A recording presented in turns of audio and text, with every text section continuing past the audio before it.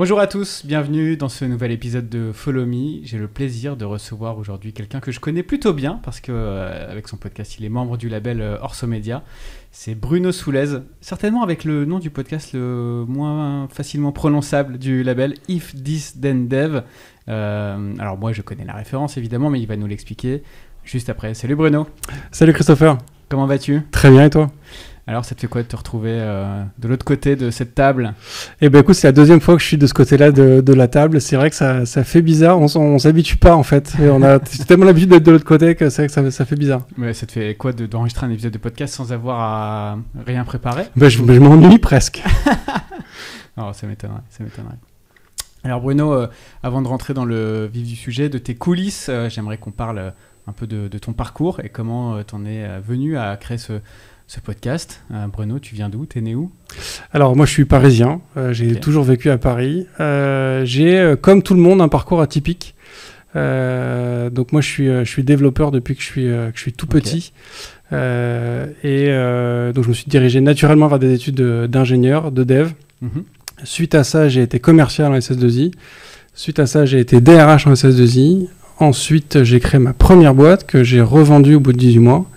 Ah oui. Ensuite, j'ai créé ma deuxième boîte que j'ai plantée au bout de 18 mois. Pas mal. La première au bout de 18 mois, c'était quoi ? C'était une plateforme d'intermédiation entre les particuliers et les artisans du BTP. Tu cherchais à refaire ta salle de bain et du coup, je t'envoyais des devis d'artisans. C'était en quelle année ça ? C'était en 2009. Ok, que j'ai fait ça. Ouais, j'ai eu vaguement une idée identique il y a un an. Donc bon, je savais que c'était pas révolutionnaire. Mais l'intermédiation, c'est un business qui est compliqué. Ouais, bien sûr. Et du coup, au bout de 18 mois, je générais pas suffisamment de revenus pour vraiment en vivre. Donc j'ai revendu ce qui était revendable dans ce que j'avais fait. Et j'ai rejoint une autre activité, deux autres cofondateurs pour créer une autre boîte. Très orientée médias sociaux. C'était au début des boutons like. De Facebook et compagnie. Et c'était surtout le début du bouton like ailleurs que sur Facebook. Tu sais, il y avait ce petit widget que tu pouvais mettre ailleurs. Qui est quand même un piège à data horrible. Hein, et c'est exactement ce qui s'est passé en fait. C'est qu'au début, nous on a créé un petit widget qui permettait à un site de contenu d'intégrer une barre. Il choisissait les boutons qu'il voulait avoir et nous on avait une barre qui était à jour sur tous les derniers boutons. Et en créant ça, j'ai réalisé en fait que l'intérêt pour Facebook, c'était effectivement de collecter un ensemble de données colossales sur ce qu'on faisait en dehors de Facebook, mais que moi, en faisant ma petite barre, j'avais aussi cette capacité en fait de traquer les gens. Et du coup, on a dit, on va essayer de faire une régie publicitaire qui cible les gens en fonction de ce qu'ils font sur Internet et en fonction de ce qu'ils partagent. Et au bout de 18 mois, en fait, on n'a pas réussi à vendre le truc, que ce soit à des investisseurs ou à des annonceurs. C'était trop compliqué. C'était trop tôt, on n'était pas assez nombreux, on n'a pas réussi à faire un truc qui était suffisamment poussé. J'étais le seul, en fait, j'étais seul tech de l'équipe. J'ai beau être un excellent dev, bien sûr, j'avais pas la compétence de faire un truc suffisamment étoffé à l'époque. Et du coup, au bout de 18 mois, on a fermé le truc. Et à ce moment-là, j'ai rejoint une autre entreprise qui faisait de la vente aux enchères d'objets d'art, où j'ai été le CTO pendant 7 ans. J'ai été associé, du coup, on a racheté la boîte avec un fonds d'investissement. Et j'ai lancé... Tu étais d'abord salarié, collaborateur, et ensuite associé, c'est ça ? Et sur la fin, du coup, j'ai créé un podcast dont tu as parlé, effectivement, donc If This Then Dev, qui est un podcast qui parle de dev. C'est comme ça que j'ai mis un pied chez Cosa Vostra. Et que je me suis fait connaître de Mathieu, de Laurent, de tout ça. Tu vois, je découvre ça parce que il me semblait que tu avais créé le podcast après ton arrivée chez Cosa Vostra. Et en fait, il existait avant. En fait, j'ai la chance de connaître Laurent depuis longtemps parce que quand j'ai créé ma première boîte... Laurent Kretz, cofondateur de Cosa Vostra, CEO. Et animateur du podcast Le Panier. Le Panier, tout à fait. Donc je le connais depuis 2009, quand j'ai créé ma première boîte, lui il venait d'arriver en France. Et puis un soir on dîne ensemble, du coup c'était en 2019, et je lui dis que j'aimerais bien créer un podcast de dev, de ce côté conversation et tout. Il me dit écoute, on est en train de créer un incubateur à podcast chez Cosa Vostra, viens le faire chez nous. Et du coup j'ai dit banco, on y va, donc j'ai créé comme ça le podcast grâce aux moyens de Cosa Vostra à l'époque. Il a créé lui Le Panier quasiment en même temps, je crois qu'on s'est créé à quelques semaines d'intervalle. Et ça m'a permis de rencontrer Mathieu, de rencontrer Cosa Vostra, et le courant est bien passé. Et du coup, un an après, ils m'ont proposé de rejoindre Cosa Vostra en tant que directeur des opérations. Ok. Ce que j'ai accepté, parce que si tu regardes mon parcours, en fait, grosso modo, à chaque fois qu'on me propose un job que j'ai jamais fait, j'accepte. Et donc, j'avais jamais été directeur des opérations. C'est-à-dire que ton prochain job sera quelque chose que tu n'auras jamais fait. Et bah là, je suis en train de changer de mission chez Cosa Vostra. Je suis en train de devenir directeur de l'innovation chez Cosa Vostra. Donc, finalement, j'apprends plein de choses dans cet épisode. Donc, c'est en cours de changement. Donc voilà, c'est un job que j'avais jamais fait jusque-là, donc il était temps que je le fasse. Mais je continue le podcast, bien évidemment. Et quand même, le fil conducteur de tout ce que tu as fait jusqu'à présent, c'était que tu avais quand même cette volonté d'entreprendre aussi, de créer des choses.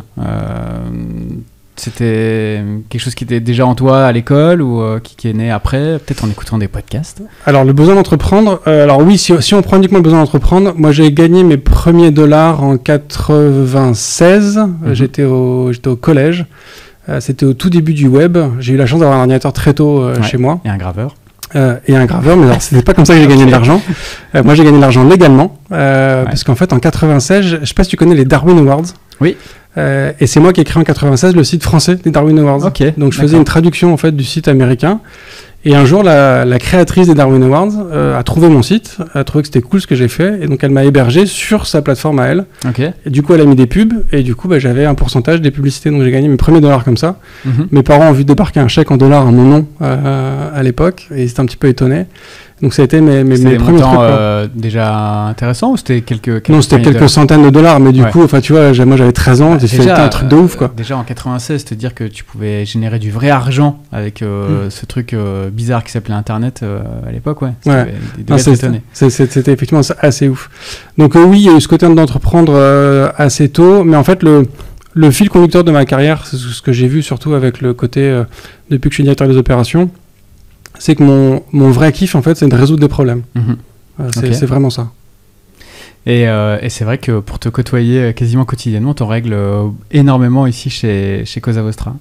On va faire un saut en avant, tout de suite parler de ton podcast, et après on revient sur tes coulisses. Donc If This Then Dev, la référence à If This Then That, on est d'accord, hein, qui est un connecteur d'API, connecteur de services. Donc c'est une API... Tiens, je vais essayer d'expliquer, tu me reprendras. Allez, une API, c'est quoi? C'est un ensemble de... c'est ce qui permet à une application ou un outil, un service Internet de communiquer avec d'autres outils. C'est une sorte d'autorisation d'accès qu'on donne à l'extérieur, sécurisé.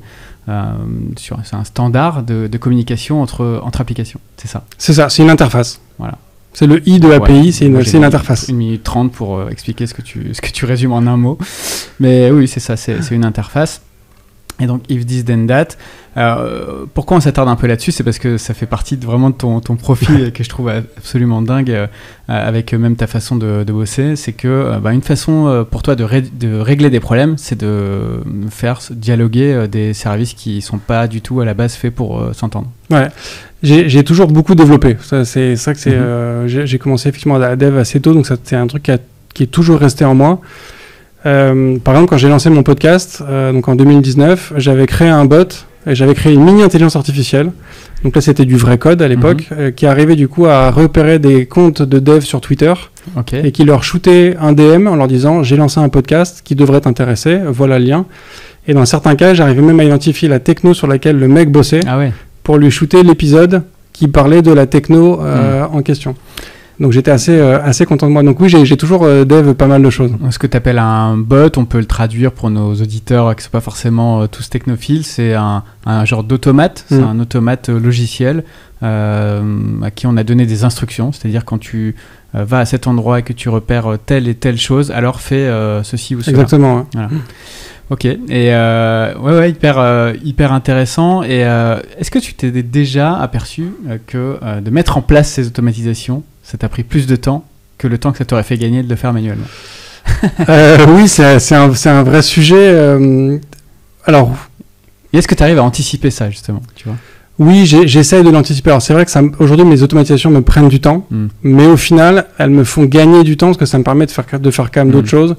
C'est-à-dire que je vais passer du temps sur la prochaine automatisation mais celle que j'ai faite il y a quelques mois, elle tourne vraiment toute seule et il n'y a plus rien à faire. Mais tu as toujours un travail un petit peu de maintenance sur les plus récentes. Mais en gros, petit à petit, les tâches les plus anciennes que j'ai automatisées, j'ai vraiment plus rien à faire dessus. Et donc ça, c'est on en reparlera juste après avec la gestion de ton podcast qui est assez dingue dans la manière dont tu as automatisé pas mal de choses.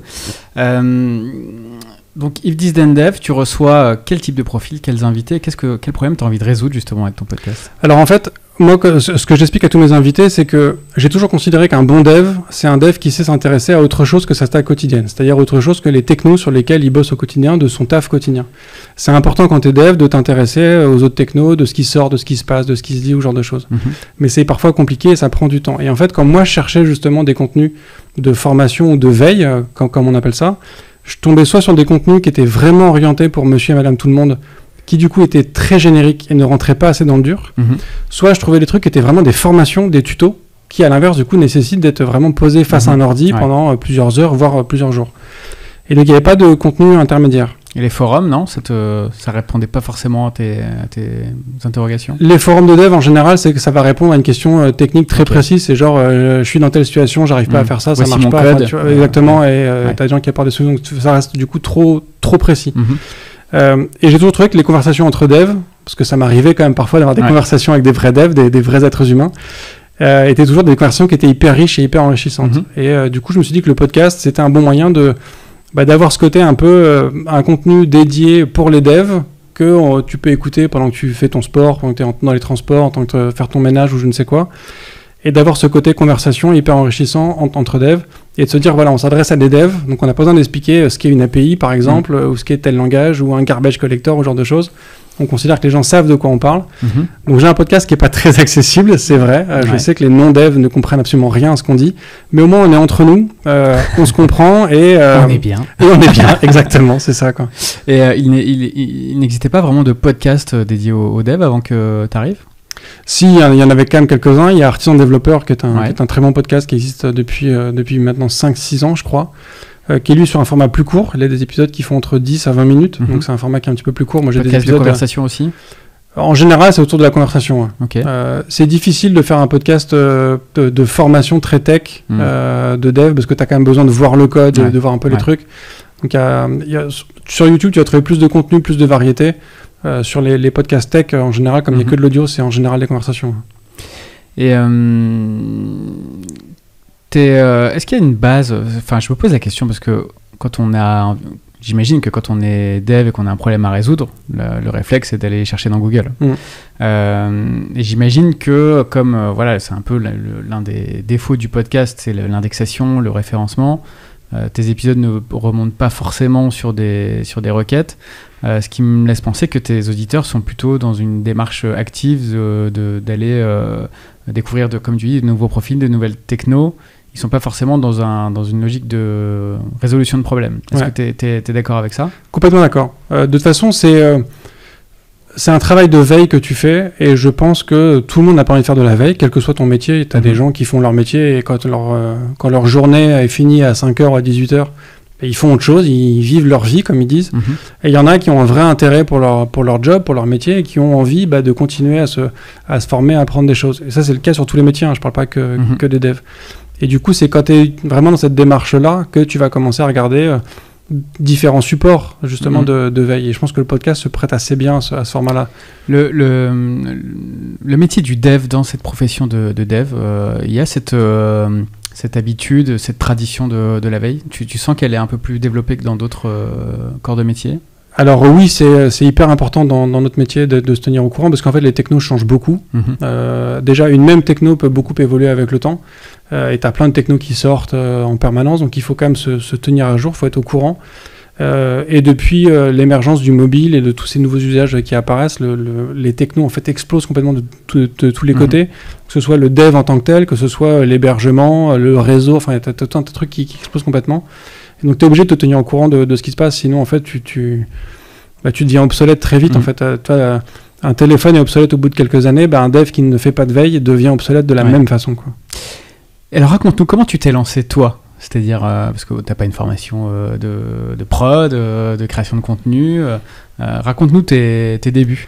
Alors la chance que j'ai eue en fait, c'est d'avoir ce contact avec Cosa Vostra, parce que du coup ils m'ont apporté le matériel, le studio. Et à l'époque, il y avait une personne chez Cosa Vostra qui s'occupait de faire le montage pour moi. Alors très vite. Royal. C'est vrai, complètement royal. C'est-à-dire que vraiment, j'arrive dans une pièce, j'avais juste à faire venir mon invité pour faire l'enregistrement, et après, c'était bon. T'étais déjà sur un format hebdo ? Ouais, depuis le début, c'était format hebdo, mais ça, c'est l'école Mathieu Stéphanie qui te donne des critères comme ça. Ouais. Donc oui, on a fait ça en format hebdo, en format 1 heure à peu près depuis le début. Le rythme s'est posé petit à petit, tu vois, en fur et à mesure en testant les différentes formules. Tu vois, j'ai l'espèce de différents temps, on va dire, j'ai une structure, on va dire, d'épisodes. Mais du coup, toute la partie montage et technique était déjà là, en fait, quand je suis arrivé. Donc ça a été c'est un énorme gain. Enfin, tu vois, dès mon premier épisode, j'ai une qualité de son qui est top, j'ai un montage qui est pro, j'avais un générique. Enfin, donc il y a quand même un avantage colossal là-dessus, quoi. Le générique aussi, c'était l'incubateur de Cosa Vostra qui s'en était occupé ? Alors on l'avait fait ensemble, oui, on avait trouvé une musique libre de droit sur la bibliothèque de YouTube, j'avais fait la voix et on avait fait le montage comme ça ensemble, quoi. Ok, et donc là tu es organisé quand même complètement différemment aujourd'hui. Raconte-nous un peu ton setup. Alors ouais, j'ai un setup dont je suis assez fier aujourd'hui. En fait, très vite le montage, j'ai décidé de le faire moi-même parce que les gens chez Cosa Vostra n'avaient pas forcément de temps à consacrer à mon podcast, donc j'ai commencé à faire le montage. Et comme je suis dev, moi, dès que j'ai un truc à faire de manière régulière, je me dis autant l'automatiser pour que j'ai plus à le faire. Et donc, alors le montage, ça n'a pas été pourtant le premier truc que j'ai automatisé. Le premier truc que j'ai automatisé, c'était sur toute la partie prise de rendez-vous. Ouais. Effectivement, c'est l'un des points les plus lourds dans l'organisation d'un podcast de conversation. C'est hyper fastidieux. Trouver le créneau, D'autant que tu as besoin en fait d'une certaine organisation, en fait, c'est-à-dire que tu as besoin d'avoir un endroit où tu vas stocker tes notes, où tu vas stocker ton épisode et compagnie. Et donc à chaque fois, tu dois créer un répertoire où tu ranges tes trucs, tes machins, faut que ça ressemble à peu près à la même chose. Donc tout ça, moi j'ai commencé à l'automatiser. Donc en fait, j'utilise un Calendly aujourd'hui où mon invité du coup va prendre rendez-vous. Et le simple fait de prendre rendez-vous sur une préparation d'enregistrement, ça va me créer un répertoire. Dans Google Drive. Dans Google Drive. Ça, donc un dossier, ouais. Ça me crée un enregistrement avec ses coordonnées dans Airtable. Ok. Ça me crée un élément de l'épisode aussi dans Airtable. Alors un élément de l'épisode, c'est quoi ? C'est-à-dire ça me crée l'épisode, le squelette, on va dire, de l'épisode. C'est-à-dire j'ai son nom, son prénom, le titre de l'épisode. La date de préparation qui va avec, et puis le fameux répertoire qui est associé. Alors pareil, juste pour bien expliquer, Airtable, c'est comme un Excel ou Google Spreadsheet, mais avec cette notion de base de données. C'est-à-dire que la moindre case dans Airtable fait partie d'une base de données qui peut être interrogée, retravaillée, appelée à droite à gauche. Exactement. C'est la différence. C'est un vrai intermédiaire entre la base de données que va utiliser un dev au quotidien et un Google Spreadsheet. C'est-à-dire que ça va mixer un peu les capacités de chacun. Okay. Et donc ça me permet d'avoir une base de données qui est vraiment structurée. Et donc ça me crée aussi un doc de préparation. Donc j'ai un document, un Google Doc, dans lequel je vais pouvoir prendre des notes, c'est-à-dire que j'ai un rendez-vous d'1 demi-heure qui est programmé avec mon futur invité. Pareil, automatiquement, c'est-à-dire que c'est lui qui le choisit dans le Calendly. Ok. Donc il choisit dans Calendly son slot d'enregistrement. Son créneau de préparation d'enregistrement. Et donc c'est un coup de fil d'1 demi-heure que je passe avec lui. Donc il a pu rentrer dans le Calendly des sujets qu'il a envie d'évoquer, qui sont du coup dans mon document de préparation quand j'arrive. Qui est dans le bon dossier. Qui est dans le bon dossier, au bon endroit. Et donc je fais ce call de à peu près 1 demi-heure, 45 minutes avec l'invité, on discute de choses et d'autres, je prends des notes du truc. Et en fait, quand le rendez-vous est terminé, moi j'ai une application qui s'appelle Todoist, qui est une gestion de to-do, enfin une liste de to-do, grosso modo. Et en fait, le jour de la préparation, j'ai une tâche qui est partager le doc de préparation avec un tel. Et quand je clique la tâche, ça me partage automatiquement le doc avec l'invité. Parce qu'en fait, dans ce doc-là, l'invité va retrouver l'adresse du studio, le code pour y accéder. Si c'est un enregistrement qui sera fait à distance, il va retrouver des consignes pour comment avoir une bonne qualité audio quand tu es chez toi ou ce genre de choses. Il va retrouver toutes les notes que j'ai prises sur notre discussion, donc il sait un petit peu dans quoi il va s'engager. Il retrouve la date de l'enregistrement aussi. Et dans le doc, il y a un lien Calendly pour réserver un créneau d'enregistrement. Et comme ça, quand il a pris son rendez-vous, le doc se met à jour et il a son créneau aussi dans le doc. On fait une petite parenthèse. Calendly, pour ceux qui ne connaissent pas, c'est un outil incroyable, moi, qui a changé ma vie. C'est un outil qui est connecté avec votre agenda, Google, mais je crois d'autres aussi. Hein, oui, il fait aussi Apple, Outlook. Et vous pouvez, en plus de cette capacité à voir les slots libres dans votre agenda, vous pouvez évidemment personnaliser vous aussi des slots durant lesquels vous voulez prendre des calls ou accepter des rendez-vous ou des déj. Vous pouvez créer plusieurs profils d'événements. Vous partagez ça avec vos contacts et c'est votre contact lui-même qui choisit dans votre agenda le créneau durant lequel il veut faire un call ou vous rencontrer. Et ça fait gagner un temps fou parce c'est fini les échanges de mails. Voici 3 créneaux dans lesquels je suis disponible. Ah bah non, mais moi je suis disponible sur aucun. Voici un 4e et bon, c'est l'enfer. Voilà. Et puis si jamais il a un empêchement, il a en plus un lien pour reprogrammer automatiquement le créneau. Enfin non, c'est hyper pratique. Et je crois que c'est gratuit. Vous pouvez créer un compte gratuit avec un type d'événement. Donc, voilà, pour tester. C'est pas mal. Ouais. Et donc, une fois qu'il a pris son créneau d'enregistrement, alors s'il prend pas son créneau d'enregistrement, je lui envoie un mail pareil de manière automatique régulièrement. Donc, il y a un mail à 15 jours, un mail à 30 jours et un mail à 45 jours. Préparation. Call de préparation. Qui lui dit, t'as pas encore pris ton rendez-vous d'enregistrement, voilà, moi j'ai encore envie de le faire, dis-moi si ça te dit. Pour info, le doc de préparation est là. Donc, le mail est différent, bien évidemment, sur chaque étape. Et si au bout de 60 jours, il n'a pas pris de rendez-vous, je considère qu'il ne viendra pas. Et du coup, j'efface en fait l'épisode en question. Et une fois qu'il a pris son créneau, ça va me créer un conducteur, toujours dans Airtable. Donc en fait, je reprends je vois le squelette de mon épisode. Donc j'ai un créneau, un slot vide pour mettre mon intro. Et du coup, ça me permet d'avoir mon conducteur le jour de l'émission, où du coup j'ai toutes les questions. C'est-à-dire qu'en fait, ça va reprendre dans le doc de préparation les éléments que j'ai notés, ça me les met dans mon conducteur comme éléments de question. Et donc ça me permet d'avoir un doc tout prêt le jour de l'enregistrement. Le doc, c'est un outil de travail sur lequel tu comptes énormément et que tu suis à la lettre et à la minute près, entre guillemets, ou bien tu l'utilises plus comme un peu une bouée de secours si vraiment tu as un trou de mémoire ou quelque chose comme ça, tu as un doc de référence sur lequel jeter un œil. C'est une bonne question. Non, je pense que je m'y réfère quand même pas mal parce que j'ai quand même des épisodes techniques et encore une fois, j'ai beau être un très bon dev, je suis pas. Non mais on apprend aussi que Bruno a des chevilles énormes. Non mais tu vois, mais je reçois des gens qui sont quand même hyper bons sur des sujets techniques parfois très pointus. T'as intérêt à être carré. Et t'as intérêt à être carré en fait, c'est-à-dire que moi j'ai une connaissance assez vaste sur beaucoup de sujets, mais j'ai pas leur niveau d'expertise en fait. Et si je veux pas passer pour une tanche, faut que j'ai quand même des questions un petit peu intéressantes. Donc j'ai quand même des questions qui sont préparées dans ce conducteur qui me permettent du coup de relancer la question. Et ça me permet aussi de m'assurer qu'on évoque les sujets qu'on avait prévu d'évoquer avec l'invité. Sans rien oublier. Et donc tu as ce conducteur, tu fais ton enregistrement, donc toujours au même endroit cette fois, dans la pièce où l'on est actuellement, chez Cosa Vostra, au studio. Et alors qu'est-ce qui se passe une fois que tu finis l'enregistrement? Qu'est-ce qui se met en branle? Quelles nouvelles automatisations se prennent le relais? Alors déjà en fait il y a déjà des automatisations qui ont lieu pendant l'enregistrement. C'est-à-dire que pendant l'enregistrement, dans mon conducteur, j'ai un petit bouton qui me permet de noter des instants pour faire des extraits après pour les différentes plateformes de réseaux sociaux. Donc je note du coup le timestamp de la vidéo et comme ça après j'ai une monteuse qui va pouvoir du coup faire les vidéos pour les diffuser sur les différentes plateformes. Et une fois que l'enregistrement est terminé, moi je récupère les fichiers audio et les fichiers vidéo, je les mets dans un répertoire bien spécifique et après ça part tout seul. C'est-à-dire que le mixage va se faire tout seul, le montage se fait tout seul avec l'intro et l'outro qui est ajouté dessus. Donc j'ai mon fichier audio qui se fait tout seul. Alors juste intéressant, est-ce que tu peux rentrer un peu plus dans le détail sur cette partie-là? Parce que quand tu dis que le mixage se fait tout seul, avec un outil, j'imagine, quel est cet outil? Je passe par Auphonic, qui est un outil pareil conseillé par Cosa Vostra. Que j'utilise aussi. Voilà, qu'ils avaient déjà avant que j'arrive. Et qui a une API, donc j'ai pu me plugger avec, donc parfait. Donc ça me fait du coup le montage tout seul. Donc tu as créé une sorte de preset sur Auphonic qui est tu dis va chercher mon intro à cet endroit, va chercher mon outro à cet endroit. Exactement. Mes 2 pistes à cet endroit.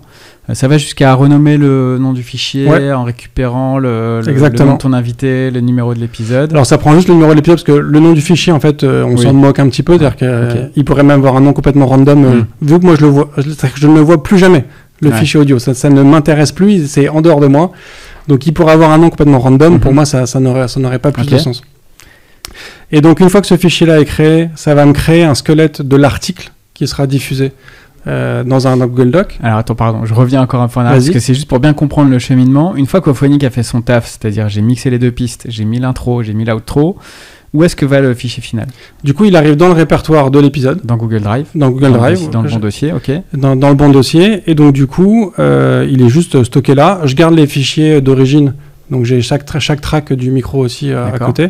Comme ça, si un jour j'ai besoin de... Ouais. Je change mon générique, en fait, je peux faire une moulinette qui va me changer mon générique sur tous mes épisodes. Ouais. Alors ça, je ne l'ai pas encore mis en place parce que je n'ai pas encore le cas qui s'est présenté. Mais en tout cas, tout est prêt pour. Et donc, ça me crée un squelette de l'article, donc un Google Doc. Ça me crée une tâche en me disant, il faut que tu penses à écrire l'article de l'épisode machin. Il faut que tu penses aussi à demander la photo de l'épisode de machin. Alors pourquoi tu ne demandes pas la photo avant, dans ton process quand ton invité vient te donner son nom, prénom c'est vrai que je pourrais, mais aujourd'hui dans le process, en fait, comme j'en ai pas besoin avant, je la demande pas avant. Parce que je me dis, si jamais je fais pas l'épisode, ça m'arrive de faire une préparation et de pas faire l'épisode derrière. Parce que soit on trouve pas d'angle intéressant, ou il y a une redite avec un épisode récent, ou genre de choses. Donc ta demande de photo, tu l'as fait manuellement, pardon. Alors je fais rien manuellement. Moi j'ai complètement arrêté ce genre de choses. Je demande la photo. Alors en fait, j'ai une tâche qui se crée qui dit photo obtenue. Ma tâche, elle est quand même là dans mon to-do, s'il y a besoin. Mais donc du coup, une fois que j'ai écrit mon article, je coche le fait que l'article est fait. Ça envoie l'article automatiquement à l'invité. Et si jamais ma moulinette voit que j'ai pas encore la photo de l'invité, dans le mail de partage en disant voilà l'article, ça lui dit au fait, envoie-moi ta photo. Ok, incroyable. Et après, alors, il y a aussi le fait, moi je remets un sticker à chacun de mes invités qui a collé sur son ordi où il y a écrit le logo du podcast et il y a écrit autour, I was invited on IFTTD and all I got was this lousy sticker. Donc référence à The Game pour ceux qui ont vu cet excellent film. Et pareil, si jamais dans ma moulinette, la moulinette voit que j'ai pas donné le sticker à l'invité, ça demande son adresse postale à l'invité pour que je puisse lui envoyer son sticker. Et donc, du coup, il a un accès au Google Doc pour l'article qui, du coup, il peut corriger sans aucun problème. Il me donne sa photo. Et là, comment tu t'assures qu'il le relie dans le bon délai, dans le bon timing? Ça, je pars du principe que c'est en dehors de ma responsabilité.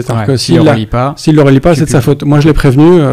Tu vois, s'il veut pas le relire, c'est pas de souci, c'est de sa faute. Entre guillemets, de sa faute. Pareil, quelque part en arrière, tu disais que ton automatisation générait un squelette d'article en fonction de ton épisode. Ton squelette est tout le temps le même. Oui. Voilà. Et toi, tu complètes ton squelette. Exactement. Voilà. J'ai un titre, une quote, une description et la liste des liens. La liste des liens qu'il récupère depuis mon conducteur parce que j'ai pris des notes pendant l'enregistrement. J'ai noté les liens qu'il a évoqués et du coup je les retrouve au moment où j'ai écrit le truc. Donc juste à ajouter le lien en gros, quoi. Ok.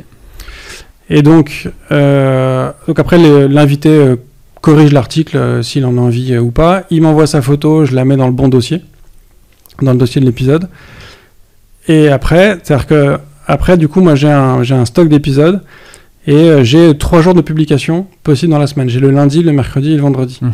En fait, parce que j'ai deux formats d'épisodes aujourd'hui. Je suis en train d'en préparer un 3e, mais j'ai 2 formats d'épisodes aujourd'hui.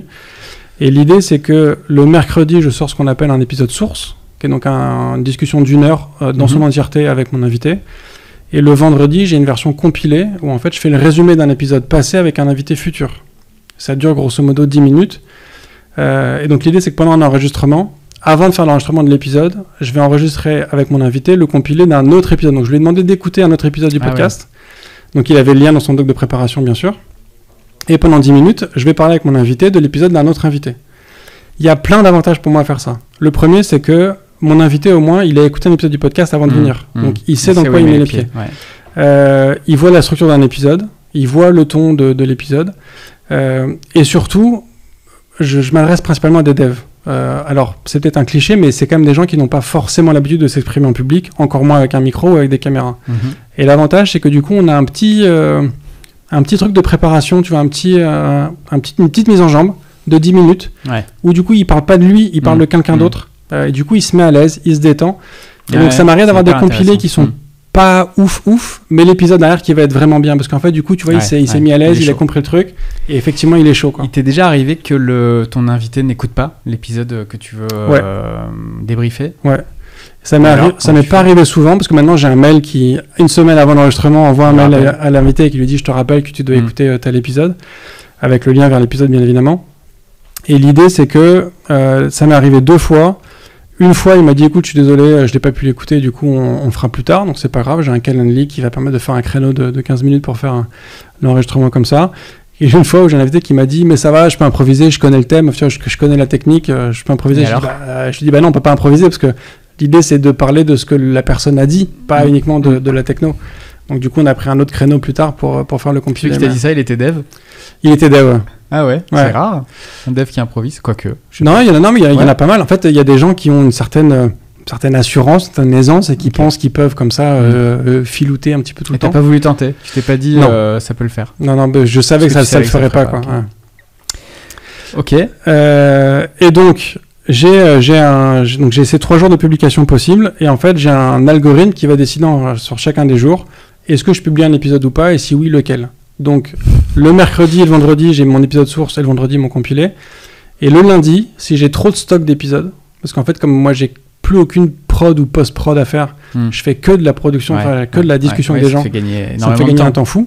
Donc je me suis retrouvé à avoir trop d'épisodes en fait, donc je me suis rajouté un jour de publication, et donc en fonction du stock d'épisodes que j'ai, mon algorithme va décider si le lundi il diffuse un épisode source ou un compilé.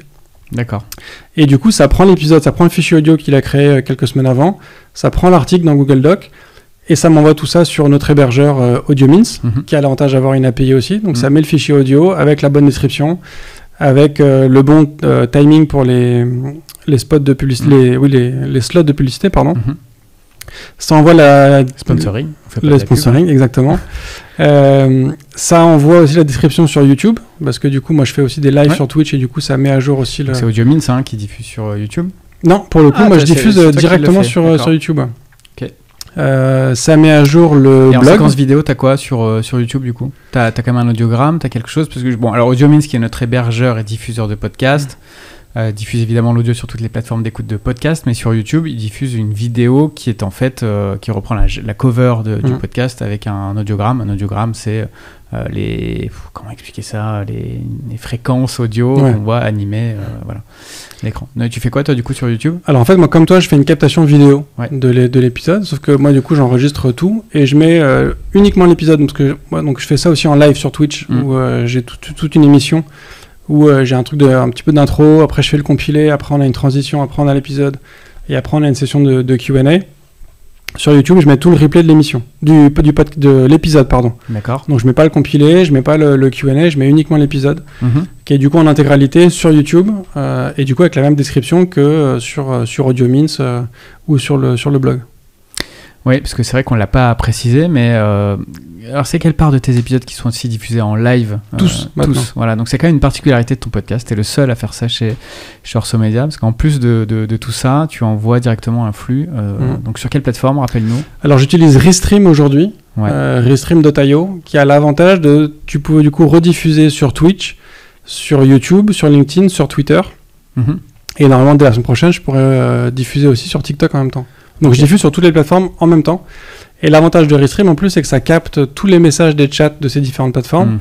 Ça te les met dans un seul chat. Et donc du coup, et pareil, tu peux pousser un message sur toutes les plateformes. C'est quoi ton audience moyenne en live sur tes épisodes? Alors c'est un peu compliqué à suivre parce que tout le monde ne compte pas de la même façon. Par exemple, Twitter et LinkedIn, en gros, quelqu'un qui a fait passer la vidéo dans son flux, il compte comme un visionneur. Viewer, Alors que sur Twitch, je crois qu'il faut que tu sois resté au moins 2 minutes pour être comptabilisé comme un viewer. Tu vois que d'emblée, ça compte pas de la même façon. Sur LinkedIn, j'ai facilement une bonne centaine de viewers affichés par LinkedIn pendant le live. Sur Twitch, on a une vingtaine en gros. En général, on est autour d'une vingtaine. J'ai quelques épisodes qui vont très bien fonctionner, mais c'est parce que parfois j'ai des invités qui sont très visibles ou très connus, qui du coup vont driver un peu plus d'audience. Mais du coup, je pense que toute plateforme confondue, je dois être entre 100 à 150 personnes qui vont suivre une bonne partie du live. Pas forcément tout, mais qui vont suivre en tout cas une bonne partie du live. Alors pour quelle raison tu as décidé de diffuser en live tes épisodes? Qu'est-ce qui a motivé cette décision? Alors déjà, moi j'avais envie de tester, tout simplement. Okay. Le Twitch, voilà, j'ai envie de faire partie du Twitch game, comme on dit, d'être un streamer. Je trouvais ça fun à tester. Ça a l'avantage aussi d'avoir des gens qui vont me suggérer des questions.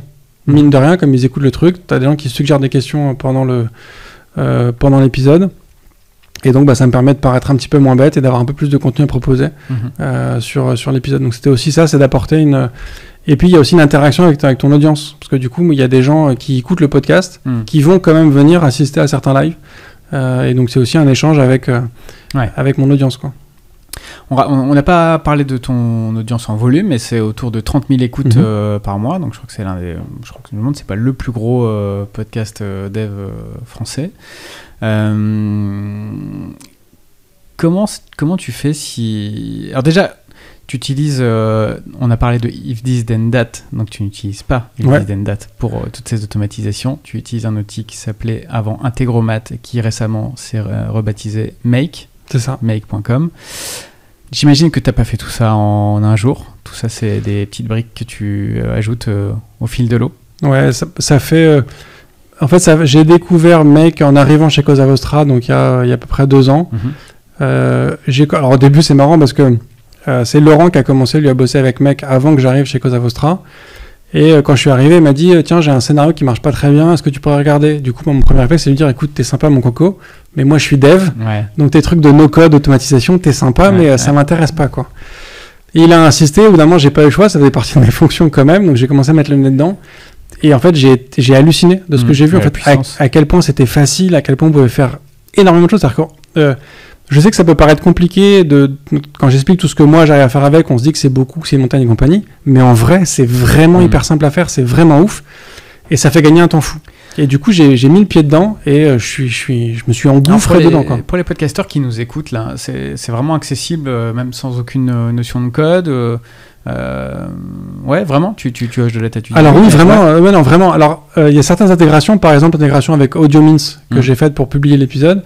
Celle-là, elle est plus compliquée parce qu'AudioMints, ils n'ont pas de plugin disponible sur Make. Voilà, donc ils ont une API, mais qui est pas, d'un point de vue cosmétique, qui remonte pas. Exactement. Donc ça, moi, j'ai pu le faire parce que... sur Make, voilà, j'ai pu le faire parce que moi, j'ai lu la doc de l'API d'AudioMints et du coup, j'ai pu créer des appels avec l'API directement. Donc, c'est pas du code, mais c'est du coup un peu plus trapu, on va dire. Mais tout le reste, tu vois, j'ai tout un tas d'automatisation avec Twitter, avec WordPress, avec Google Drive, avec Calendly, tout ça, ça se fait vraiment juste à la souris. C'est-à-dire que tu cliques, tu choisis ton truc, ça se connecte tout seul, tu les agences ensemble, et puis ça se fait, en fait. Donc c'est vraiment facile à faire. Et c'est vraiment accessible à des non-devs, très clairement. Est-ce que tu as une solution de backup? Comment ça se passe si demain, Make a un énorme problème alors excusez-nous, il y a des travaux dans l'immeuble, ça s'est arrêté. Comment ça se passe si Make.com a des problèmes de serveur et est comment on dit, crash, en timeout ou j'en sais rien, s'il y a un problème sur les serveurs de Make, comment tu fais? Alors c'est arrivé une fois. Okay. C'est arrivé une fois quand ils ont changé de nom justement. La migration est un petit peu compliquée de leur côté. Et il y a eu une journée où effectivement ça n'a pas fonctionné. Honnêtement, c'était le feu. C'est-à-dire que j'ai tellement perdu l'habitude de faire tout ça que ça devient pas compliqué, mais d'un coup, ça me prend beaucoup de temps pour faire des tas de trucs qui pour moi étaient invisibles avant. Donc c'est vrai que c'est pas hyper simple. Ouais. Et s'il y a une panne, tout simplement, j'en sais rien, si Make est attaqué pendant 3-4 jours, indisponible. Est-ce que finalement t'es pas allé un peu trop loin dans l'automatisation, dans la délégation à des bots, tu vois? Tu sais, t'as le même sujet quand tu délègues ton taf à un prestataire et le jour où il part en vacances, du coup pendant 3 semaines t'avances plus et puis après tu reprends, ou alors t'arrives à faire pendant son absence comme si de rien, mais tu prends un peu plus de retard, c'est un peu plus compliqué, c'est des choses qui arrivent, c'est-à-dire que si demain Meg disparaît, mon podcast ne disparaît pas, mais c'est vrai que la production va commencer à ralentir un petit peu, mais je serai encore capable de prendre la relève, on va dire, quoi. Alors Bruno, qu'est-ce qu'il te reste à automatiser aujourd'hui? Donc la rédaction de ton article, par exemple, du descriptif de ton épisode, tu as vu apparaître comme moi, je pense, des solutions d'intelligence artificielle qui étaient capables de te résumer, de te générer un texte à partir d'un audio. T'as regardé ça un peu?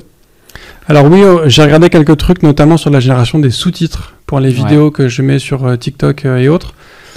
L'inconvénient que je vais avoir, c'est que dans les discussions entre devs, déjà, il y a beaucoup de mots anglais et il y a beaucoup de mots techno qui sont pas très courants et qui, du coup, sont mal comprises par les trucs d'IA. Donc, il y a encore du travail humain à faire là-dessus.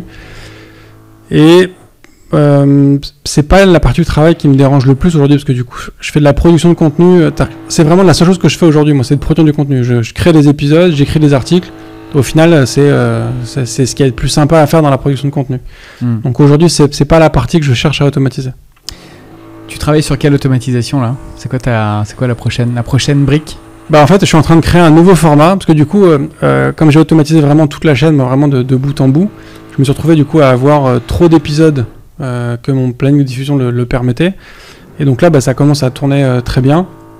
Et donc je suis en train de créer un nouveau format d'épisode que j'ai appelé le refactoring, où en fait j'envoie un message à mes premiers invités pour leur dire est-ce que ça te dirait de faire une refactorisation. Donc ça, c'est un terme de dev où on réécrit du code qui est un petit peu vieux et qui marche peut-être plus très bien. Donc de lui dire est-ce que tu es encore en phase avec ce que tu as dit il y a 3 ans, est-ce que peut-être qu'il y a des trucs qui ont changé ou des avis sur lesquels toi tu n'es plus forcément aligné. Et donc viens, on refait un épisode dessus. Donc je suis en train de créer mes automatisations pour faire mes scénarios de relance, de montage d'épisodes avec un générique différent, un rythme de publication différent aussi, des structures de conducteurs et d'articles différents. Ok. Qu'est-ce que ça t'a apporté, If This Then Dev, toi, dans ton travail quotidien? Alors, à l'époque où j'étais dev, déjà, ça me permettait de faire une veille. C'est-à-dire que ça me permettait de rencontrer plein de gens sur les tas de techno. Une bonne partie des épisodes sont corrélés directement à des sujets techniques que j'avais dans mon taf à l'époque. Donc, c'était un moyen pour moi de découvrir des choses et d'avancer sur certains sujets. Donc ça m'apporte ça encore, ça me permet d'avoir quand même un contact avec la tech et d'apprendre énormément de choses au quotidien, donc ça c'est super agréable. Ça me permet de rencontrer surtout beaucoup de monde, que ce soit les invités ou mes auditeurs avec qui j'échange régulièrement sur Twitter ou sur Discord. Donc ça c'est vraiment cool. Et puis c'est un métier de plus que j'ai appris au final, toute la partie production, montage, création de contenu qui était le truc que je faisais vraiment pas avant. Donc ça a été aussi un apprentissage de ce côté-là, quoi. Il y a des invités que tu rêverais d'avoir dans ton podcast et que tu galères un peu à avoir? Que je galère, non, parce que y a des gens que je rêverais d'avoir, mais que je connais pas en tant que tel. C'est-à-dire que je rêverais d'avoir le CTO de Facebook, par exemple, mais je connais pas son nom aujourd'hui. Mais ce serait intéressant à voir parce que, t'imagines bien Facebook, vu la taille que ça représente, c'est des trucs qui sont forcément des problématiques qui sont intéressantes, mais c'est des gens que je cherche pas à avoir parce que je pense qu'aujourd'hui... tu vois, tu disais 30 000 écoutes, c'est un bon volume et tout. Mais pour des mecs comme ça, c'est inexistant. Tu vois ce que je veux dire? Bien sûr. Surtout que le CTO de Facebook est aux États-Unis. Oui. Il doit y avoir des podcasts de dev. Oui, beaucoup plus importants, effectivement, aux US. Mais tu vois, j'ai essayé d'avoir le CTO du Bon Coin, par exemple. Ouais. Pareil, comme une belle licorne française. Ça s'est pas fait. On n'a pas réussi à trouver un créneau et puis petit à petit la piste s'est refroidie, comme on dit. On a quelques grosses boîtes françaises, mais je commence à avoir une petite notoriété, on va dire, dans le milieu. Donc aujourd'hui, j'ai pas trop de difficultés à trouver un CTO en France qui a envie de venir sur le podcast, quoi. On va parler un peu de revenus. Donc tu génères des revenus avec If This Then Dev. Grâce à Orso Media. Grâce à Orso Media. Tu nous expliques un peu comment est-ce que ça a changé aussi dans ta manière de bosser. Est-ce que tu as réussi à automatiser certaines choses sur ce volet monétisation? Alors, l'arrivée des sponsors, pour moi, ça a changé quand même pas mal de choses. Aujourd'hui, en fait, il y a... deux types de sponsoring, on va dire, sur le podcast. Il y a le sponsoring au sens avec des pré-rolls, donc des annonces qui sont faites en début d'épisode, et des épisodes sponsorisés. Donc les pré-rolls, on arrive en général à faire des offres d'un mois en complet. L'épisode sponsorisé, on s'est fixé une limite qui pour le moment n'a jamais été atteinte, mais on se met une limite par principe de 2 épisodes sponsorisés maximum par mois, histoire de ne pas faire que ça non plus. L'avantage, c'est que du coup, effectivement, avec cette source de revenus en plus, déjà, j'ai pu souscrire à quelques outils que j'avais pas jusque-là. Par exemple, j'ai pris un outil qui s'appelle Bannerbear, qui va me générer automatiquement la cover d'un épisode de podcast, la miniature sur YouTube et l'image que je vais partager sur Instagram. Donc tu vois, ça me permet de faire c'est vrai qu'on est passé assez rapidement sur cette partie, mais c'est génial aussi de pouvoir automatiser de la créa, tu vois, au-delà de juste de gestion de fichiers, etc. Et tu vois, ça t'as un template, c'est ça. Exactement. T'as un template, et puis c'est l'API qui se charge d'aller intégrer le nom de ton invité, le numéro de l'épisode, exactement. Logo, etc. Et pareil sur les vidéos que je mets sur TikTok, Instagram et compagnie. Donc déjà, moi, j'ai pu externaliser une partie de la production de ces vidéos auprès d'une prestation. Donc ça, c'est un truc que je pouvais pas faire avant. Ouais. Et en plus, grâce à Bannerbear, la vidéo, elle est juste montée avec les sous-titres et on l'envoie à Bannerbear qui me sort une vidéo format portrait avec un cadre à la couleur du DivTTD, avec le logo, avec un titre. Enfin, tu vois, il y a une espèce de mise en page vraiment de Combien te coûte Bannerbear par mois? Bannerbear, ça me coûte, je crois que ça me coûte une $50 par mois.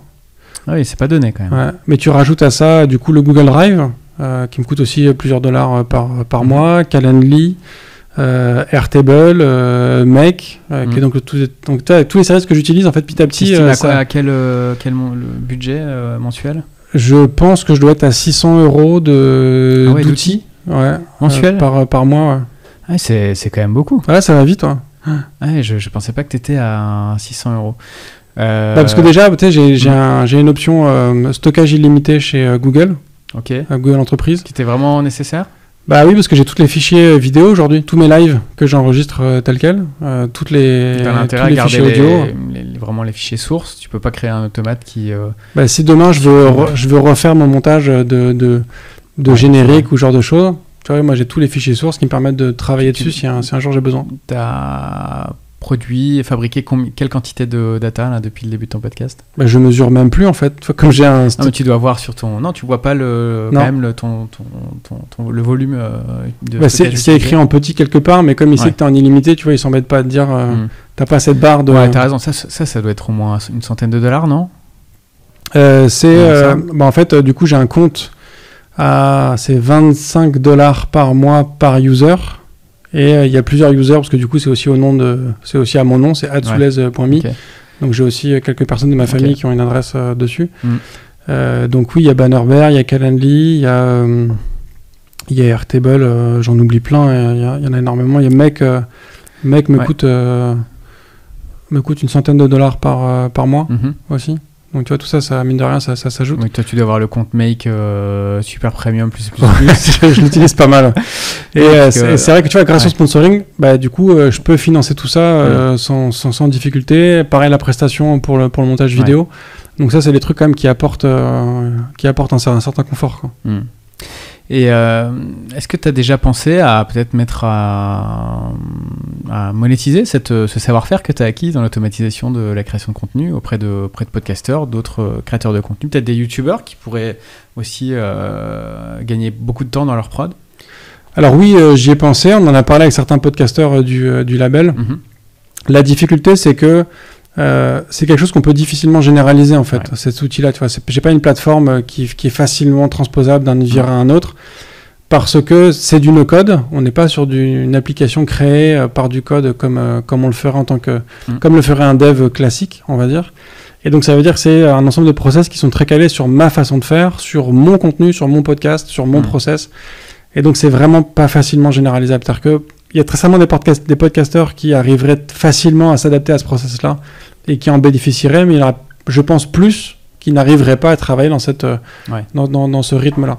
Et donc, c'est-à-dire que pour chacun, il faudrait tout refaire, from scratch, et parfois imposer certaines règles de fonctionnement à d'autres podcasteurs avec qui ça marcherait peut-être pas forcément. Et donc, ça prend quand même un gros volume de travail. Et j'ai quand même plus de 40 ans aujourd'hui. Et mon coût horaire est quand même assez élevé, pour pas se mentir. Et donc je pense que c'est pas rentable aujourd'hui de faire appel à moi pour faire ces choses-là. En fait. Et tu crois qu'il y aurait un intérêt, ça pourrait valoir le coup de développer, alors là on se parle d'un projet startup, un outil en SaaS qui puisse faire exactement ce que tu nous as décrit ici, mais en un seul et même endroit, c'est-à-dire en un seul endroit, je gère ma diffusion, le montage, la prod, la promo, la gestion de mes invités, du calendrier, etc. Ça aurait forcément un intérêt, mais la question en fait c'est combien est-ce que les gens seraient prêts à payer pour ça et combien est-ce que ça te coûterait toi en fait à mettre ça en place. Les podcasts, la majorité ne gagnent pas d'argent. Ouais. Mais si tu as un label qui peut t'aider à faire des revenus, du coup ça a du sens en fait de financer ce genre de choses. Mais il faut pas oublier que la majorité des podcasts gagnent absolument rien. Je parle de podcasteurs, mais ça peut aussi concerner des auteurs de newsletters, des youtubeurs, des instagrammeurs, pourquoi pas. Enfin, voilà. Tiens, d'ailleurs, en parlant de newsletter, c'est une remarque que je me suis faite tout à l'heure. T'en as une, toi ? Non. C'est étonnant. Ouais. Parce que tu pourrais facilement automatiser une newsletter. Et pourtant, moi j'ai deux comptes de newsletter qui existent. C'est-à-dire que j'ai une newsletter qui existe avec tous mes invités qui sont ajoutés à une newsletter automatiquement. Et j'ai un formulaire d'inscription à une newsletter sur mon site, sur lequel il y a à peu près une centaine ou 150 personnes, je crois, qui se sont déjà inscrites. Tu es en train de nous dire que tu récoltes de la data sans finalité précise ? Exactement. C'est là, et les gens le font et ils s'abonnent. Mais c'est vrai que je l'utilise pas du tout. Alors, je l'utilise pas pour une raison simple, c'est que j'ai pas encore trouvé un moyen simple d'automatiser la génération d'une newsletter. Ok. Et c'est comme tu fais pas une newsletter, ça prend du temps de faire une newsletter. Et j'ai pas réussi à trouver un truc qui me permette de générer au moins un squelette suffisamment complet, suffisamment quali. À minima, tu pourrais envoyer une alerte à la mise en ligne d'un nouvel épisode, par exemple, qui reprendrait, je sais pas, le descriptif de l'épisode, qu'il serait pertinent de réutiliser, non ? Alors oui, et en même temps, en fait j'y ai pensé, ma réflexion ça a été de me dire, ma population majoritairement ce sont des devs. Ouais. Donc on parle de gens qui sont très tech savvy, qui sont quand même au fait des technologies, et qui vont beaucoup plus utiliser les notifs de leur application de podcast que de l'email qui est un vecteur de communication différent. Tu vois ce que je veux dire ? Et donc je me base plus sur les notifs qu'ils vont avoir dans leur application de podcast que sur l'email pour générer de l'audience. Ok, bon bah cool. Merci beaucoup Bruno, c'était hyper dense. On a passé beaucoup de temps sur ton automatisation, mais c'est quand même aussi ça qui est assez dingue dans ton setup. Si cet épisode vous a inspiré, vous a donné des idées, franchement écrivez-nous. Alors c'est pas dit que Bruno pourra résoudre tous vos problèmes, mais certainement des choses sur lesquelles on pourra vous aider ou peut-être vous aiguiller vers des bons outils, vous en tant que créateur de contenu. Moi j'automatise aussi quelques aspects de ce podcast, mais je suis à 0,5% de ce que tu fais. Et effectivement, on le dit souvent ici dans Follow Me que l'une des ressources les plus rares et les plus précieuses dans la creator economy, c'est le temps. Et toi, tu as quand même craqué un sujet qui est vraiment painful pour les créateurs de contenu. Donc bravo pour ton œuvre et en tant que fondateur d'Orso Media, je suis ravi aussi de t'avoir dans la team. Et je voulais te le dire là, comme ça c'est enregistré, c'est sur le cloud. Merci beaucoup de tout ça. Merci de ton invitation. Moi, je suis flatté d'être à ce podcast où j'adore écouter tous les créateurs que tu reçois, qu'ils soient d'Orso Media ou pas. C'est vraiment top. Donc merci pour tout ça. Merci Bruno. Merci Christopher. Ciao.